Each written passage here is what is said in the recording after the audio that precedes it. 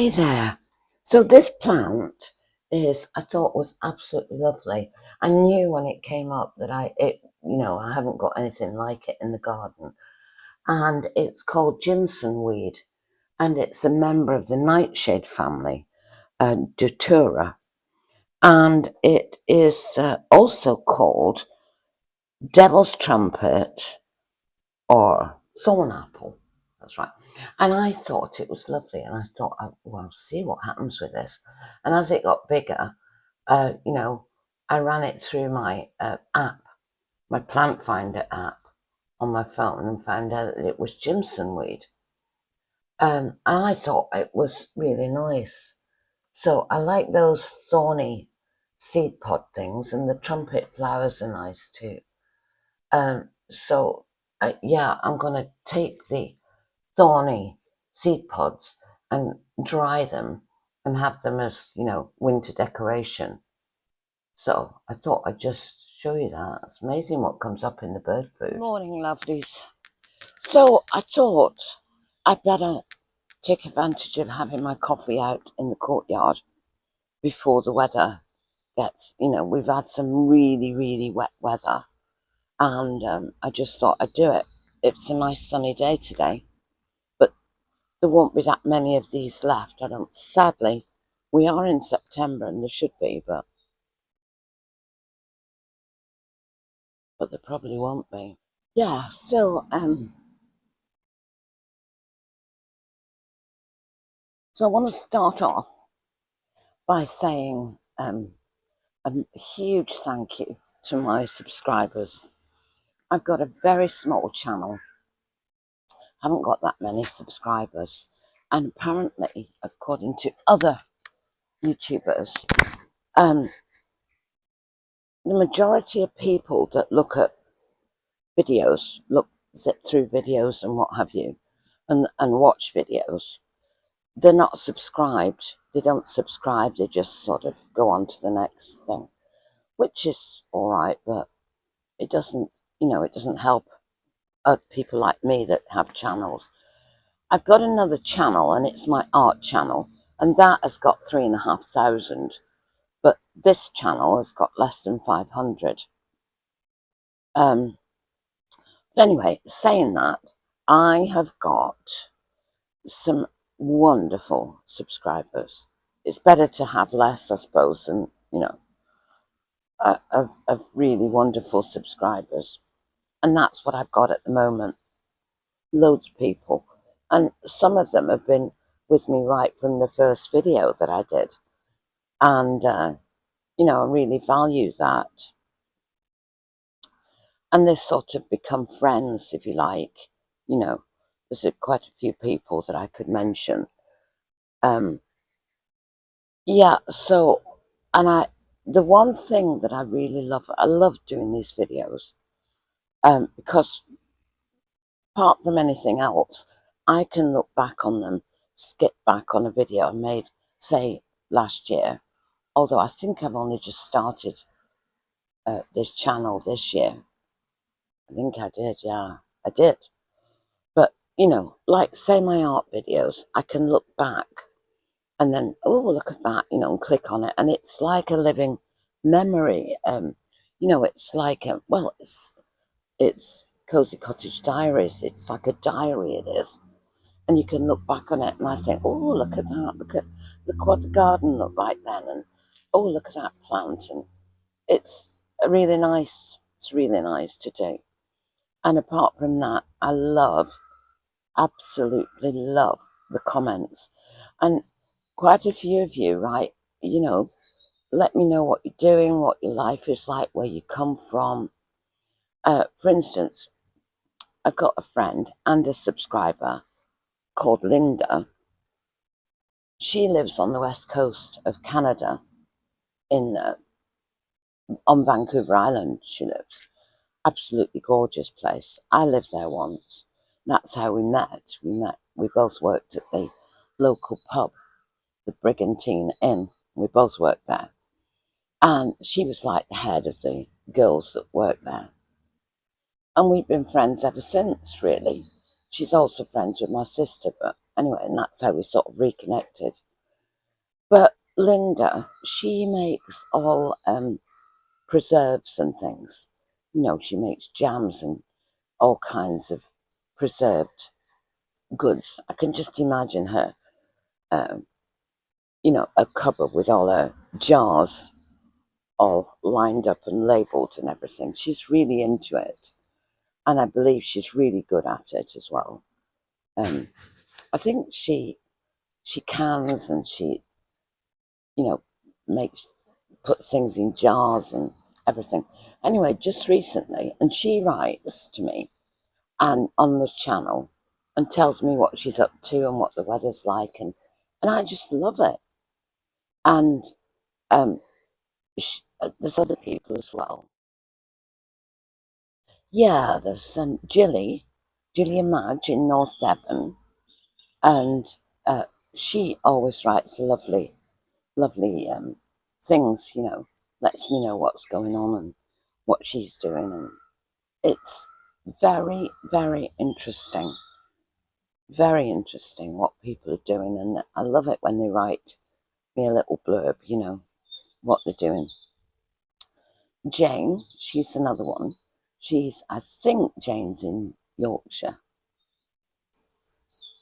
But anyway, Jane always has a lot to say, and you know, like in her little comments and everything. I love it.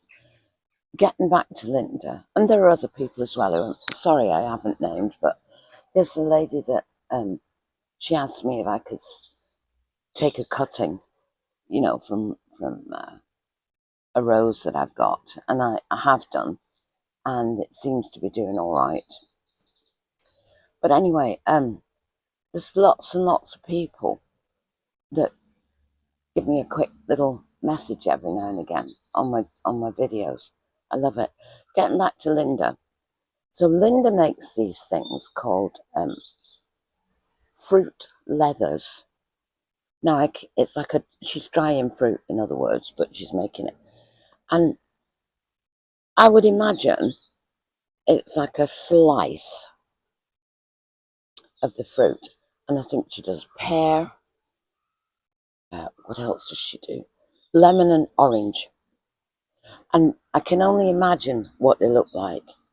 And they're like candied fruit. You know, when you get candied fruit for your cakes and things at Christmas and what have you. I like it any time, actually, candied fruit. You know, in a cake. I like it any time. It's lovely. But anyway, I can only imagine it's like that, only big pieces. Now, what she does is she does this, and she makes them for Christmas gifts. Now, I can imagine it, can't you? Actually, I might have a go at it sometime. I might get her to, um, you know, let me know how you do it. Not that I need the calories, but for Christmas gifts. And I can just, in my mind's eye, I can just imagine a beautiful box, you know, like a shallow box with this slices of this fruit in it, and you know, a rustic, lovely string or something, you know, around it, make it all lovely, you know. And actually, what I would do is probably to make it really unusual, I'd get a small box. You can get the boxes at the supermarket, or if you bought, like, say, a box with scones in it, you know, a narrow box about what 5 inches long or something, 6 inches, that scones come in, and you could you could cover the box first of all in, like, let's say, hessian. Have to be very clean and new. I've got some hessian. What I probably, and it's not been used, and I'd probably just rinse it and dry it and then use that. And I'd line the box with it and glue it down on the outside, obviously.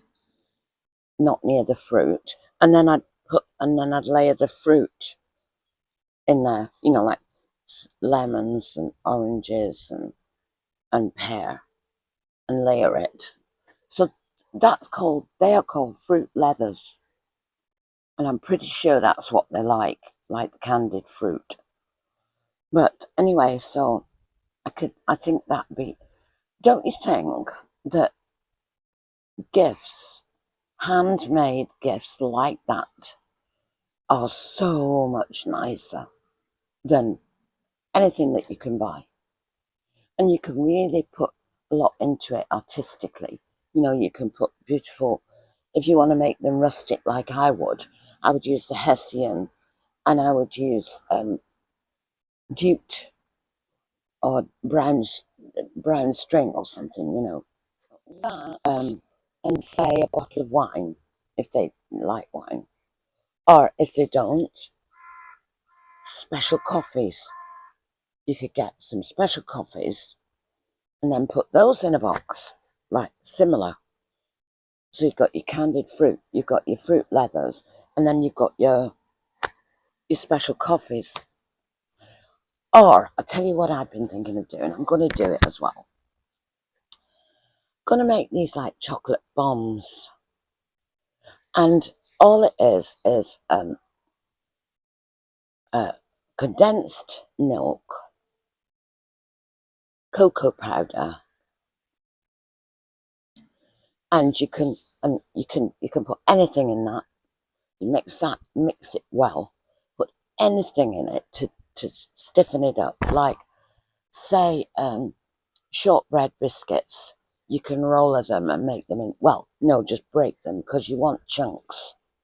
You don't want like powder to go in there. You want chunks, small chunks.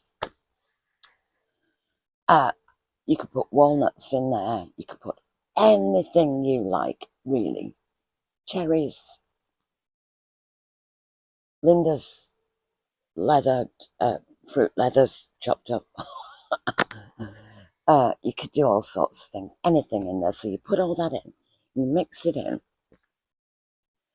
and then you get some chocolate. Now I would use 70% cocoa, in the chocolate, really, really, really black chocolate, and I'd do a milk one as well. So you've got the two. Thinking about it, you could use Rice Krispies. Not as nice as, but it's still nice. You just want like a crunch is what you want. So anyway, so you've got this mixture, and then you get your chocolate liquid in your bain marie, or your double boiler, which is just a basin inside a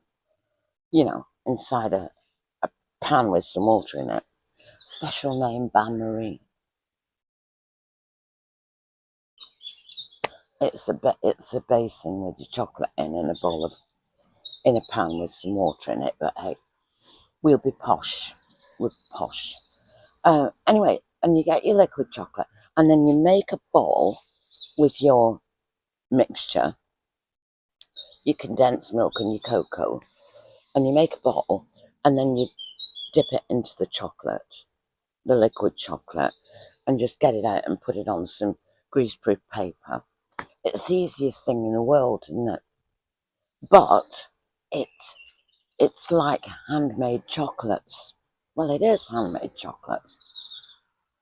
You make little small ones. You could put like a cherry on top, and something else on top, some candied fruit, or that kind of thing. Put that on top and make it special, and then you dust it you could dust it first and then put your whatever you want on top, like say your cherry or something, and there you got handmade chocolates. Really, you got handmade chocolates. You haven't made the chocolate that you dip them in, but I don't know how to do that anyway. So I just use chocolate, melted chocolate, yeah. So there we are. So I'm going to have a go at those. I can't resist having a go at them. And when I do, obviously I'll film it. But getting back to this kind of thing, with the state of the world, I don't want to get too maudlin, but with the state the world is going at the moment, let's just put it this way. It wouldn't hurt anybody to learn to grow, even if you're not the slightest bit interested. It wouldn't hurt people, especially young people, because older people already know. The majority of them, I would say, already know. But younger people, it wouldn't hurt to learn to grow things and learn to do things like that and learn to make do with things. There must be a load of young people that have no idea. They just see cabbages and carrots in the shops. They think they come from Tesco. They don't, it's unbelievable. And they'll rue the day. They could rue the day. It doesn't hurt anybody to learn to do things. When we were at school, when I was at school, we had domestic science. We called it domestic science. And it was learning right from about the age of 11, learning to cook straight away. And the first I always remember, the first thing I made was bean shepherd's pie. And it was shepherd's pie with Heinz beans in it. Drain, a lot of the tomato sauce, that you get drained off. And so it's cannelloni beans, really, isn't it? But you could have put, so it's regular shepherd's pie with mince meat and, the potato and the gravy and the usual shepherd's pie. And with the beans added as well. And it was absolutely off the chart. It was so good.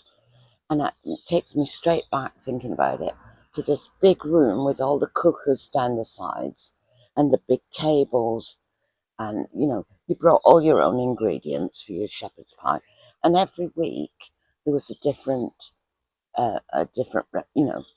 recipe to make. Okay, and that's how we all learned. And we learned to be good cooks. And we learned to be good bakers, make lovely cakes and things. And we did it at school. Now, of recent years, the last sort of, I don't know, let's say 10, 12 years, maybe a bit longer, there's been this trend for the cooking shows, on television, years before YouTube started doing it, obviously. But yeah, so there was this trend for, like Jamie Oliver and all these chefs to bring out a cooking show. And all of a sudden, when that happened, men started to, I'm not talking about chefs now, I'm talking about the average guy started, it's all right for, it's all right for men to cook, because look, Jamie Oliver's doing it, and all these other chefs are doing it. So let's all start doing it. And it became like a fashion for guys, the fact, oh look, I can do it now, and they enjoy it, and there's nothing wrong with it. But it's if you watch some of the shows, and even people now doing the vlogs and doing the on YouTube, content creators as we're called, it's laughable. It's almost as if they've invented it. Cooking. Women have been doing it like for millennia. Makes me laugh. It makes me laugh. And I shouldn't say this, but my husband, years and years and years ago, he tried to make What's that Spanish dish with rice? Well, you've never. Well, what is that now? Anyway, it's rice and stuff in it, Spanish. And it was the most terrible thing. Terrible. And even the birds wouldn't eat it. Shouldn't say it really, should I? Because he tried. But anyway, there we are. But yeah, so getting back to skills, everyday skills I'm talking. At school, we also did um, embroidery and sewing. We learned to sew. See, if you think you put all these things together, you come out at the end with self-sufficiency to a point. You can cook, you can sew, you can make your own clothes, you can make anything. And you can also do it out of something else. Like you could go to a charity shop and buy, say, a coat, and you can cut it off and you can take the sleeves out and make yourself a gilet, what I'm wearing here. You can make it into, you can make things into anything. You can get a curtain, you can get, a big, thick, lovely linen curtain and make it into bags. You can make yourself some bags, shopping bags. The, the, the, the list is endless if you can do it. If you can thread a sewing machine, there you go. There are young people, I keep going on about young people, I'm not running them down because they've not been shown, especially, nowadays you've got like women that have got children by all different fathers, and and they're all leaving and they're going and she's getting another one, and what have you. Not saying everybody, obviously, but there is an awful lot of it. An awful lot of it with young girls. They think nothing of, when we were young, it was you stay together for life. You get married first, then you have children, you stay together for forever. I've got cousins that have been, married for like 50 years, 40 odd years. Loads of people I know, loads of people have been married for 40 years. Anyway, back to school. So if you can, and so we did cookery classes, we did sewing classes, and within the sewing classes, we made we did embroidery. And the first thing you do when you're sort of 11, that kind of age, first thing you do is you make yourself an apron for the kitchen for your cookery lessons. Make yourself a nice apron, bring your material, cut it out, and the teacher instructed everybody and gave you the pattern and all the rest of it. So you cut it out and you make your apron. Simple. Just edges, sewing the edges and put in uh, a thing that you put over your head and some tie backs. As simple. But then, as you progress, you've done that in year one. In year two, you embroider it with smocking. You learn how to smock, and smocking's lovely with all embroidery silks, different colours, and it's all. It's like, if you don't know what smocking is, it's like if you imagine some like a concertina. Well, it's like that, and it's all embroidered, and you're usually just here, on your apron. So we did that. We also did, apart from the obvious art, everybody loves art, don't they? When you're at school, apart from that, we did basket weaving. and the school provided the wicker. Yeah, absolutely loved it. So you're doing all these things. You're not sitting looking at a phone. You're not doing that. You're learning a skill. You're learning a skill that will, even if you don't like doing it, and you have to do it because you're at school. But I didn't find it a chore like that. I found it, oh, I can't wait for cookery. Can't wait for basket weaving. You know, I like. But like I say, even if you don't like doing it, it's setting you up for a skill in later life when you do. It's amazing the number of people that get, and I was the same really. Well, in a way, not as much, but a lot of young people, they start getting to about 30. Before 30, they're all nightclubs and staying up all night and sleeping all day and getting drunk and discos and, that kind of thing. And as soon as they get to 30, they start planting things. They start, oh, I think I'll make myself plant some veg. I know what I'll do. I'll do some herbs. They always start with herbs because herbs are simple, aren't they? I'll get a packet of seed, a basil seeds, and some,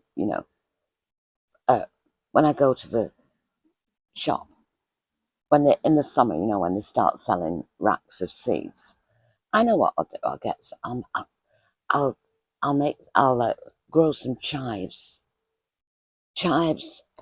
and basil. Yeah, that's what I do.